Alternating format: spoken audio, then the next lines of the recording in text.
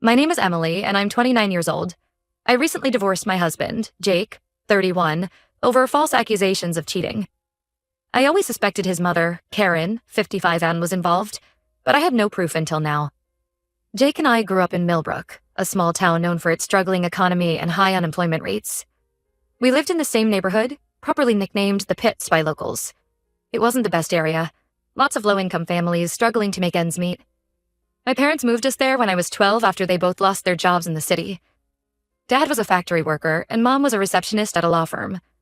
They tried to shield us from the reality of our situation, but even as a kid, I could sense their stress and worry. Jake had lived in the Pits his whole life with his grandparents, Bill and Martha. His mom, Karen, was hardly ever around due to her issues with substance abuse. I remember the first time I saw Karen. She stumbled into Bill and Martha's yard during a neighborhood barbecue, slurring her words and barely able to stand. Jake, who was 14 at the time, calmly led her inside, his face a mask of practiced indifference. It broke my heart to see how used to this he was. Despite the tough circumstances, Jake was incredibly smart and hardworking. He was a few years ahead of me in school and often helped me and my younger sister Lily with our homework. In return, I'd help him with chores around his grandparents' house. Bill had a bad back from years of construction work, and Martha suffered from arthritis, so Jake took on a lot of responsibility at a young age. I remember one particular day when Jake was teaching me algebra. We were sitting on his front porch, the summer heat making the pages of our textbook stick together. Frustrated with a particularly difficult problem, I threw my pencil down and declared I was too stupid for math. Jake looked at me seriously and said, "Emily, you're not stupid. You just haven't figured it out yet. And that's okay because I'll help you until you do." That moment stuck with me. It was the first time someone outside my family had shown such faith in me. As we grew older, our friendship deepened. We'd spend hours talking about our dreams and fears. Jake wanted to start his own business someday, to prove to everyone in the Pits that it was possible to make it out. I dreamed of becoming a teacher, inspired by the patience Jake had shown me. When Jake graduated high school, he got a scholarship to a good college in the city. His grandparents scraped together what they could to help with expenses, selling their old car and taking on extra shifts at their jobs. Karen, unsurprisingly, didn't contribute at all. She didn't even show up to his graduation. I remember holding Jake's hand as he watched other parents congratulating their kids, his jaw clenched tightly. Jake and I tried to maintain a long-distance relationship when he left for college. We'd talk on the phone every night at first, sharing stories about our days. But over time, the calls became less frequent. Jake was busy with his studies and part-time job, and I was focused on finishing high school and helping my parents, who were still struggling financially. Then, one day, I got a text from Jake. It was brief and to the point. He thought it was best if we broke up. He said the distance was too hard and he needed to focus on his future. I was devastated. I tried calling him, but he didn't pick up. For weeks, I cried myself to sleep, feeling like I'd lost not just my boyfriend, but my best friend. Years passed, and I didn't hear much from Jake. I focused on my studies, got into a decent college in our state, and started working towards my teaching degree. I dated a few guys, but nothing serious. A part of me always compared them to Jake, and they always fell short. Then, out of the blue, I saw Jake's name on the guest list for a talk at my college. He had become a successful entrepreneur, and I was assigned to moderate the session. When I saw him walk into the auditorium, my heart skipped a beat. He looked different, more polished, confident. But when he smiled at me, I saw the same Jake I'd known all those years ago. After the talk, we went for coffee to catch up. Jake told me about his journey, how he'd worked hard, started his own tech company, and even reconnected with his mom. Apparently, Karen had married a wealthy man named Robert who adopted Jake and invested in his company. I was happy for Jake, but a part of me felt the twinge of jealousy. He had achieved his dream of making it out of the Pits, while I was still struggling to finish my degree and help my parents make ends meet. One thing led to another, and Jake offered me a job at his company. At first, I hesitated, thinking it might be awkward, but he insisted. Over the next few months, we grew close again. Jake proposed, saying he regretted breaking up with me years ago. I was overwhelmed with emotion and said yes. That's when the trouble started. Karen wasn't pleased about our engagement. She arranged a lunch for us to get to know each other, but it was a disaster. She was sweet in front of Jake, but made nasty comments when we were alone, calling my family and me gold diggers. I told Jake about it, but he brushed it off, asking me to ignore her behavior. Our relationship became strained because of Karen's constant interference. She was always in Jake's ear, filling it with lies about me and my family. Despite the ups and downs, Jake and I eloped and got married. Karen put on a happy face at the reception, but I could tell she was seething inside. Things were okay for a while until my sister Lily asked for some seed money for her startup, a small bakery she wanted to open in our hometown. Jake generously offered to invest, no questions asked. I was touched by his gesture, remembering how much my family had struggled when we were younger. Unfortunately, Lily's business struggled. The economy in our hometown was still bad, and people didn't have extra money for fancy baked goods. Jake started to worry about his investment. He became distant and irritable at home. We fought over small things, and the tension kept building. The breaking point came when Jake forgot our first wedding anniversary. I was hurt and decided to stay with my parents for a while. We had already planned a small gathering for our families after our anniversary, so we decided to go ahead with it and act like the perfect hosts. The day before the party, I got a shocking call from Karen. She told me to pack my bags because she had found the perfect girl for her son. I hung up on her and went home to talk to Jake about his mother's behavior. But when I arrived, Jake was drunk and unresponsive. The next day at the gathering, the tension between Jake and me was palpable. Even my distant cousins noticed something was off. I tried to talk to Jake, but he brushed me off. Later, he came back with an envelope, saying it contained proof of me cheating on him. I was stunned. Inside the envelope were divorce papers and some inappropriate pictures of me with another man. I couldn't believe what I was seeing. I tried to explain to Jake that the pictures were fake, but he wouldn't listen. He told me to leave, saying he should have listened to his mother and never married into a family of gold diggers. Heartbroken and confused, I went back to my parents' house. Lily looked at the pictures and immediately pointed out that they were clearly doctored. We decided to confront Jake the next day, but before we could, he showed up at our door. I thought maybe he had realized something was off about the pictures. Instead, he demanded that I sign the divorce papers immediately. When I refused and tried to explain that the photos were fake, he threatened to file fraud charges against Lily for the failed business investment. I was devastated. The man I loved and thought I knew was threatening my family. With a heavy heart, I signed the papers. It was only after the divorce that I discovered I was 2 months pregnant. Now, 6 months later, I've given birth to a beautiful baby girl named Sophie. Jake has been supportive from afar, setting up a trust fund for her and agreeing to shared custody. But I can't help feeling that there is more to this story than meets the eye. I'm determined to uncover the truth. Not just for my sake, but for Sophie's future. Update 1. It's been a whirlwind few weeks since my last post. I can't believe how much has happened, and I'm still trying to process it all. About a month ago, I received an email that changed everything. It was from Karen, Jake's mother, but it wasn't meant for me. She had accidentally included my email address in a message intended for a woman named Melissa, who she was trying to set Jake up with. The email detailed Karen's plan to get all of Jake's money, with instructions on how Melissa should manipulate him. I was shocked. This was the proof I needed to show that Karen had been behind. Everything from the start. My hands shook as I read through the email multiple times, each read filling me with a mix of vindication and anger. I immediately tried to contact Jake, but he didn't answer my calls. So I forwarded the email to him, hoping he would finally see the truth. Days passed, and I heard nothing.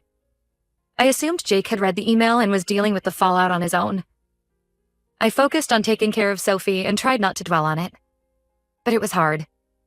Every time I looked at our daughter, I saw Jake in her features, and my heart ached for what could have been. Then, on a rainy Tuesday evening, Jake showed up at my door. He looked terrible. His clothes were rumpled, his hair a mess, and he had dark circles under his eyes. For a moment, I was reminded of how his mother used to look when she showed up at his grandparents' house. I invited him in, more out of habit than anything else, and that's when he dropped a bombshell. Jake confessed that he had never received my email. It had gone to his spam folder. He was here because he had discovered the truth on his own. While helping his mother move some things at our house, he had stumbled upon a locked box. Curiosity got the better of him, and he picked the lock, a skill he'd learned in our misspent youth in the pits. Inside, he found the original photos of me, the ones that had been doctored to make it look like I was cheating. He broke down as he told me how he had taken the photos to a professional, who confirmed they were manipulated. Jake realized then that his mother had orchestrated the whole thing to break us up. As he spoke, I could see the weight of his guilt crushing him. He looked older, more worn than I'd ever seen him. I didn't know how to feel. On one hand, I was relieved that Jake finally knew the truth. On the other, I was angry that it had taken him this long to believe me. I told him about the email I had forwarded, and he checked his spam folder right there in front of me. The color drained from his face as he read it. We spent hours talking that night. Jake apologized profusely for not believing me, for letting his mother come between us, for threatening my sister. He told me he had broken off his engagement to Melissa. He had never really wanted to marry her anyway. It had all been his mother's idea. As Jake spoke, memories flooded back. I remembered the day he'd taught me algebra on his porch, the nights we'd spent dreaming of a better future, the moment he'd proposed. But I also remembered the pain of our breakup, the humiliation of being accused of cheating, the fear when he threatened my family. I listened to everything Jake had to say, but I made it clear that his apology didn't magically fix everything. The trust between us was broken, and it would take more than words to repair it. Jake nodded, understanding in his eyes. He told me he was willing to do whatever it took to make things right. Before he left, Jake asked if there was any chance for us to reconcile. I told him I needed time to think. The wounds were still fresh, and I had Sophie to consider now. Jake respected my decision and left, but not before asking if he could see Sophie. I agreed, and watching him hold our daughter for the first time in months brought tears to my eyes. After Jake left, I called Lily to fill her in on everything that had happened. She was furious on my behalf, but also relieved that the truth had finally come out. We spent a long time discussing what I should do next. Lily, always the protective sister, warned me against rushing back into a relationship with Jake. But she also reminded me of how happy we had been before Karen's interference. I'm still not sure what the future holds for Jake and me. Part of me wants to give him another chance. We have a long history together, and he is Sophie's father. But another part of me is scared of being hurt again. Can I ever truly trust him after what happened? For now, I'm focusing on being the best mother I can be to Sophie. Jake and I have agreed to be civil for her sake, and we're working on a co-parenting schedule that works for both of us. It's strange navigating this new dynamic with Jake.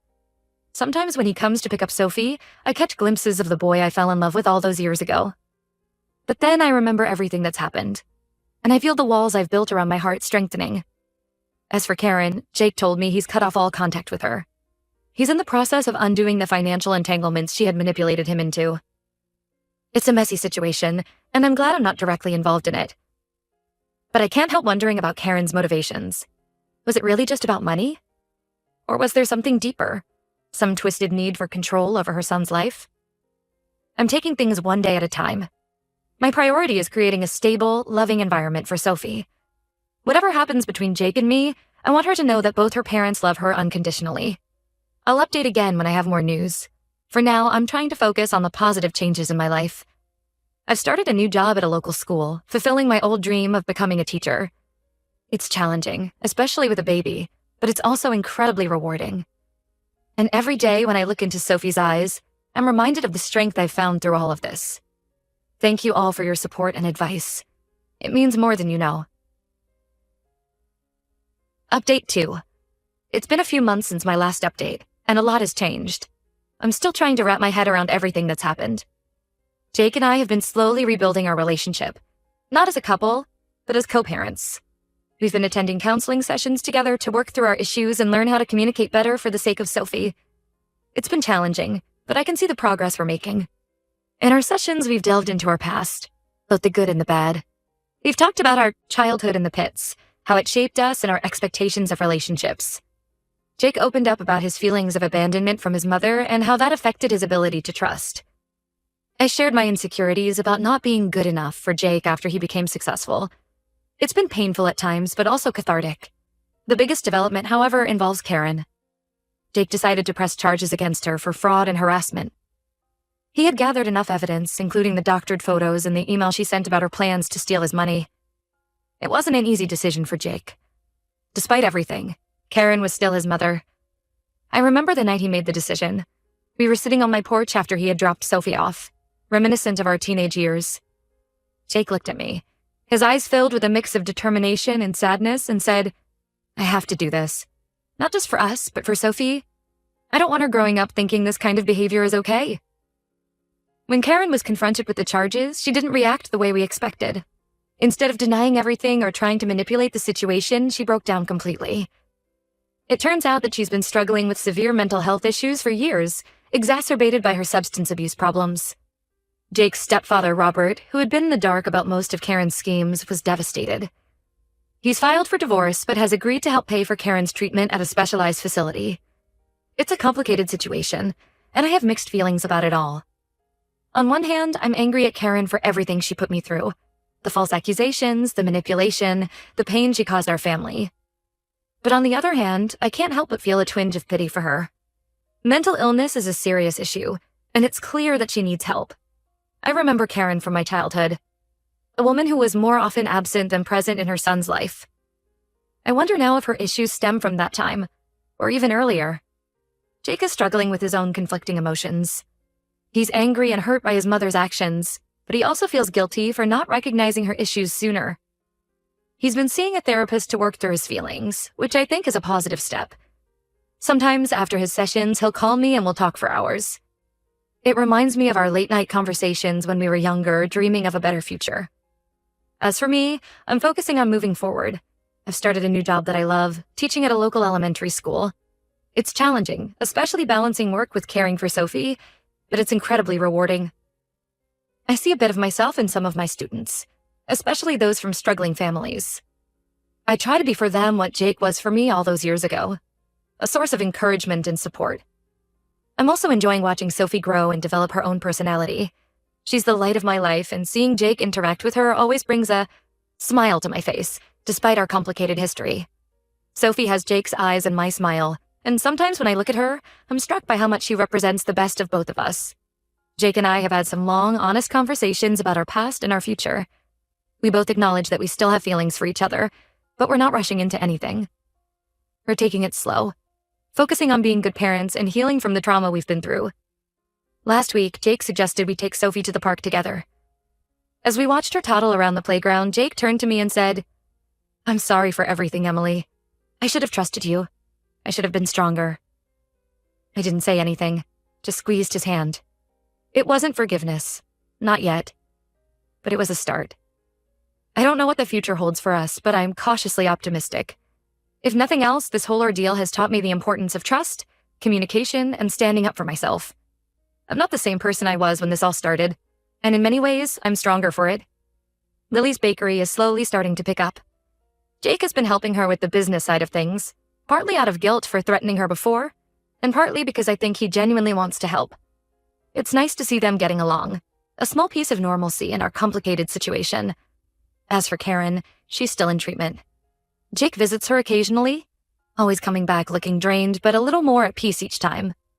I haven't seen her myself. I'm not ready for that yet. But Jake keeps me updated, and I appreciate his honesty about the situation. I'll update again if there are any major developments. For now, I'm taking things one day at a time, focusing on being the best mother and teacher I can be. Thank you all for your continued support and advice. It's been a long, difficult journey, but I finally feel like I'm on the right path. Update 3. It's been almost a year since this whole ordeal began, and I wanted to give you all a final update on the situation. Karen has been in treatment for the past 6 months. According to Jake, who's been in limited contact with her doctors, she's making progress, but still has a long way to go. Jake's stepfather, Robert, went through with the divorce, but he's been supportive of Karen's treatment, which I think speaks volumes about his character. Jake has been visiting Karen more regularly. He often comes to my place afterward, emotionally drained but determined to maintain the relationship. Last month, he brought Sophie to see Karen for the first time since all this happened. It was a supervised visit, and Jake said it went as well as could be expected. Karen cried when she saw Sophie, apologizing over and over. Jake said it was hard to watch, but he felt it was necessary for both Karen and Sophie. As for Jake and me, we've continued to work on our relationship as co-parents. The counseling sessions have been incredibly helpful, and we've learned a lot about healthy communication and setting boundaries. We're in a much better place now than we were a year ago.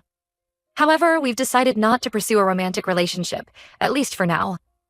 While we both still care for each other deeply, we've realized that too much has happened for us to simply go back to what we had before. We're focusing on being the best parents we can be to Sophie, who's growing up so fast and bringing us joy every day. Jake has thrown himself into his work, but in a healthier way than before. He's implemented better work-life balance practices in his company and has been spending more quality time with Sophie. It's been wonderful to see him grow as a father. He often comes over for dinner, and we spend time together as a family.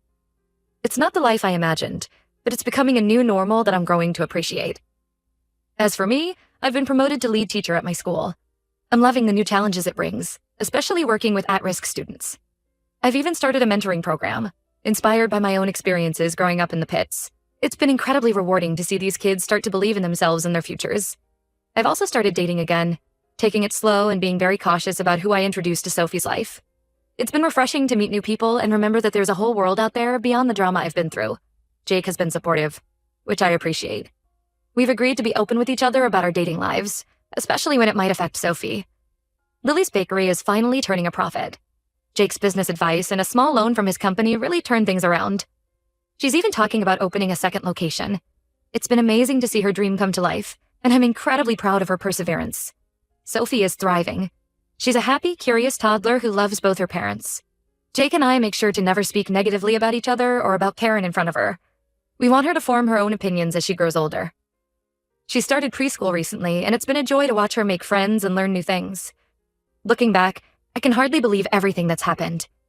It's been a painful, difficult journey, but I've learned so much about myself, about resilience, and about the importance of trusting my instincts. I'm proud of how far I've come, and I'm excited about what the future holds. There are still tough days. Days when I look at Jake and Sophie together and feel a pang of what might have been. Days when I worry about Karen's influence on Sophie's life as she grows older. But overall, I feel stronger and more capable than ever before. Thank you all for your support throughout this crazy time. Your advice and kind words have meant the world to me. While this chapter of my life is closing, I'm looking forward to writing new ones. Here's to new beginnings and brighter days ahead.